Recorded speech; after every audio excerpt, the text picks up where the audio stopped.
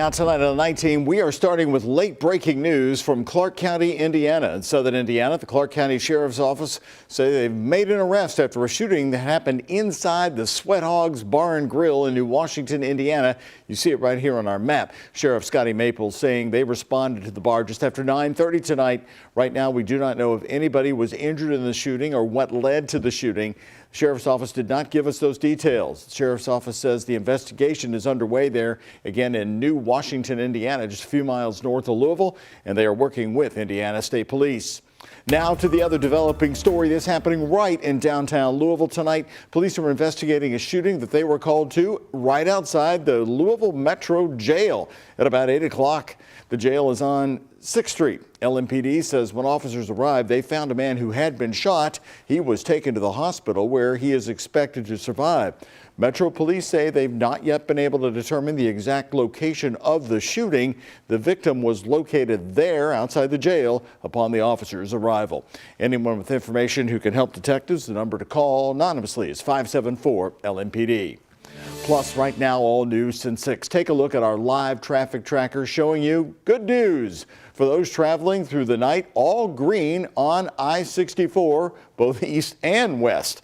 Traffic finally moving freely again tonight on I-64 eastbound right at the Waterston Expressway, as you see on our map.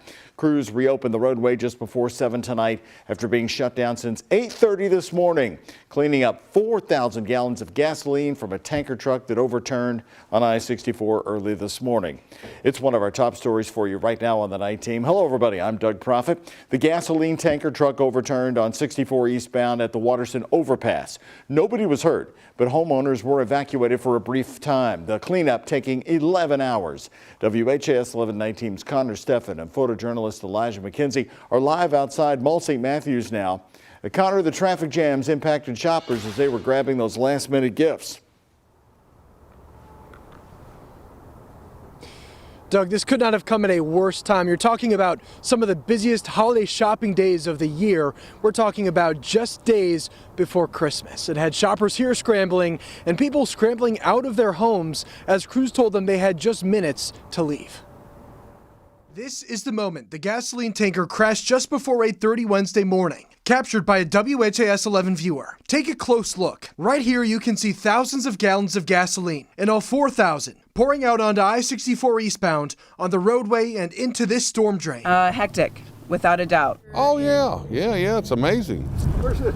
And in this St. Regis Park neighborhood next to the interstate. And then before you knew it, I saw other cars just pulling out and getting out of here as quick as they could. Officials told 20 to 30 homeowners to evacuate immediately. Loaded up 4 dogs, my go bag, and I was out in 10 minutes. As Colette Davis took off, she remembers making a call to her daughter in Lexington. And I was like leaving a voicemail because I knew she was in a work meeting, and I thought, oh my God, this might be the last time if this place goes up. I'm like freaking out. Drivers scrambled down quiet neighborhood streets causing traffic jams. 64's eastbound lane closed for 9 hours. This homeowner, David Hermson, says he believes he heard the accident happen. You know, a normal car wreck sound.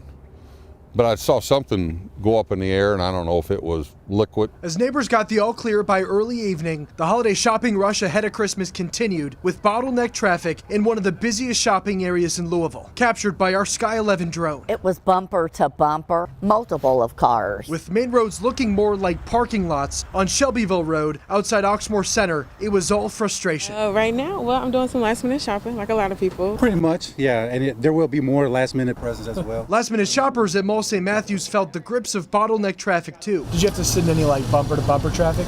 Most definitely, yes. A lot of bumper to bumper traffic, just flipping through Spotify, picking out songs. It was just jam-packed traffic. This college student, Deja, says it made her an hour late to class Wednesday morning. Almost the whole building was late today. Almost everybody was late today. So. Laughing through the stop and go, the shoppers say it's worth it for the holidays. It's definitely worth it, but wouldn't want to necessarily be in it. And 4 evacuees from this St. Regis Park neighborhood. And again, it was just crazy and hectic, and it really does put things in perspective. The experience is one that'll stick through this holiday season and into the new year.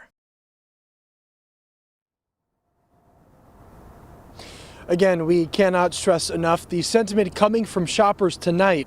This could not have come at a worse time, but as I-64's eastbound lanes open again, you can assume it will be as busy as ever here at Mall St. Matthews again tomorrow.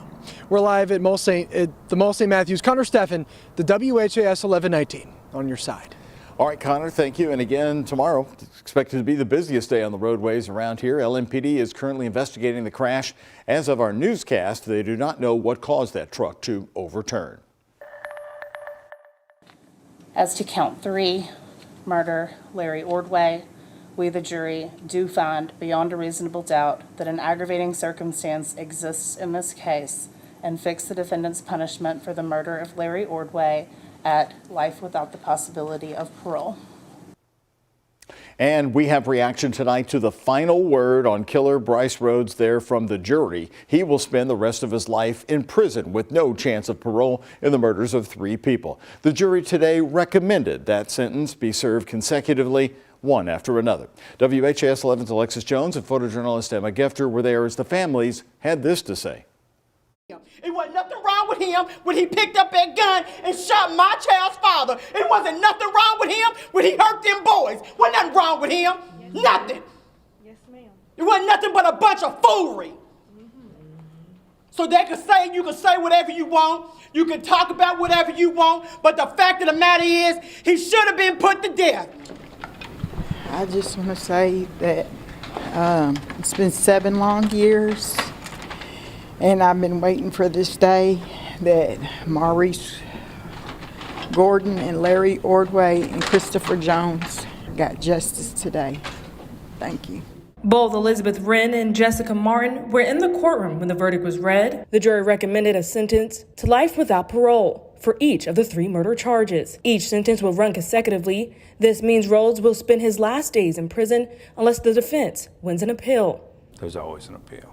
Jurors had the option to consider Rhodes' mental state when choosing his sentence. According to psychologists brought in by the defense, Rhodes is intellectually disabled. Past experts also diagnosed Rhodes with ADHD and bipolar disorder, but say he wasn't given the right tools or education to cope. There was still hope for Rhodes, but ultimately the jury listened to prosecutors and considered the victims. Really grateful for the jury, grateful for everybody at LMPD who put in work on this, for the prosecution team, just everybody who's worked on this case, and of course, obviously the jury.